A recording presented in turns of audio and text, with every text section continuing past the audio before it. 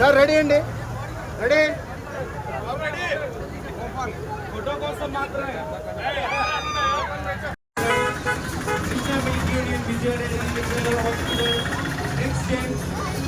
అందరి సహాయ సహకారాలతో స్పాన్సర్ చేస్తున్న కిలోమీటర్స్ దగ్గర నుంచి మనం ఖాళీగా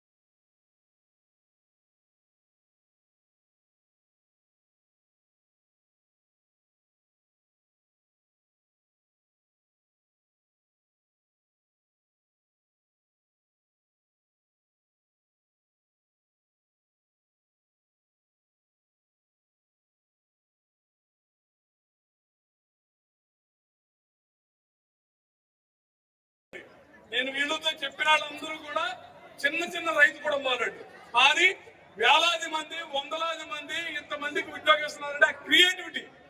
మీరు జిమ్ లో పనిచేసే వాళ్ళు కానీ, యూత్ కానీ, పిల్లలు కానీ, ఖచ్చితంగా మీ కళాకారు ఏం చెప్పాడు, కళలు కనండి, కళల్ని నిజం చేసుకుంటానికి ప్రయత్నం చేయండి.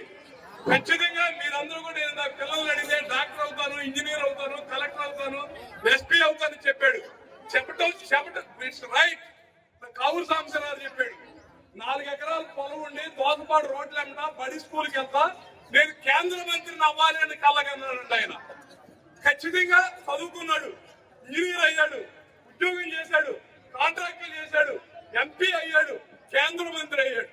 అంటే చిన్నప్పుడు ఏదైతే కళలు కన్నాడో ఆ కళని సాధికారం చేసుకుంటానికి ప్రయత్నం చేయడం మన లైఫ్ ఎవరు కూడా అతీతం కాదు.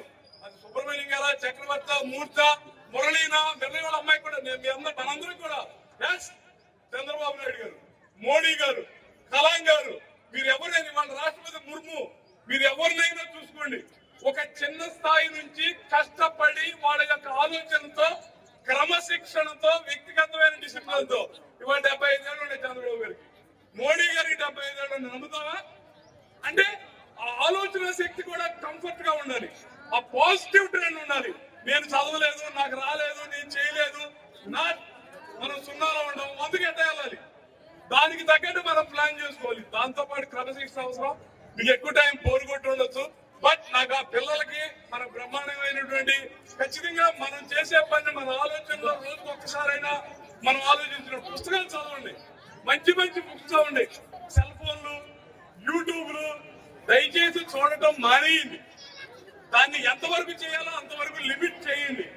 మీరు కష్టపడేటువంటి జీవితం, భవిష్యత్తులో మీరందరూ కూడా దేశ వెన్నెముకలు కావడానికి, మన ప్రాంతంలో, మన ఈ ప్రాంతంలో, వీళ్ళందరూ కూడా ఈ ప్రాంతంలో పుట్టి మాట్లాడుకున్నారు కాబట్టి మనం అందరం గర్వపడుతున్నాం. ఖచ్చితంగా మా ఫ్యాక్టరీ కూడా, వాళ్ళు అక్కడ ఫ్యాక్టరీ పెట్టామంటే మా దాంట్లో పనిచేసిన ఉద్యోగస్తులు కూడా వచ్చారు.